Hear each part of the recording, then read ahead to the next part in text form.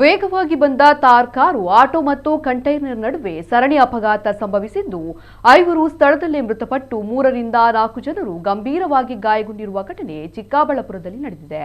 Auto ಚಾಲಕ ಅಂಜನಪ್ಪ ಸೇರಿ 55 ವರ್ಷದ ಉಮಾದೇವಿ, 40 ವರ್ಷದ ವಿಜಯ, 50 ವರ್ಷದ ಲಕ್ಷ್ಮಮ್ಮ, 35 ವರ್ಷದ ಸರೋಜಾ ಮೃತಪಟ್ಟಿದ್ದು, ಗಂಗಾದೇವಿ, ಲಕ್ಷ್ಮೀದೇವಿ, ರತ್ನಮ್ಮ, ಅರುಣಮ್ಮ ಹಾಗೂ ರಾಜಮ್ಮ ಎಂಬುವವರು ಗಂಭೀರವಾಗಿ ಗಾಯಗೊಂಡಿದ್ದಾರೆ.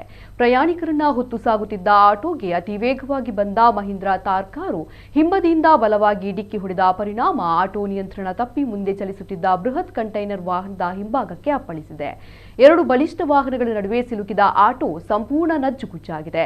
ಇತ್ತ ತಾರ್ ಕಾರಿನ ಚಾಲಕನನ್ನು ಕೂಡ ಆಸ್ಪತ್ರೆಗೆ ದಾಖಲಿಸಲಾಗಿದ್ದು, ಮೃತದೇಹಗಳನ್ನು ಮರಣೋತ್ತರ ಪರೀಕ್ಷೆಗೆ ಆಸ್ಪತ್ರೆಯ ಶವಗಾರಕ್ಕೆ ರವಾನಿಸಲಾಗಿದೆ. ಕ್ರೇನ್ ಸಹಾಯದಿಂದ ನಜ್ಜುಗುಜ್ಜಾದ ವಾಹನಗಳನ್ನು ರಸ್ತೆಯಿಂದ ತೆರವುಗೊಳಿಸಿ ಸಂಚಾರಕ್ಕೆ ಅನುವು ಮಾಡಿಕೊಡಲಾಗಿದೆ.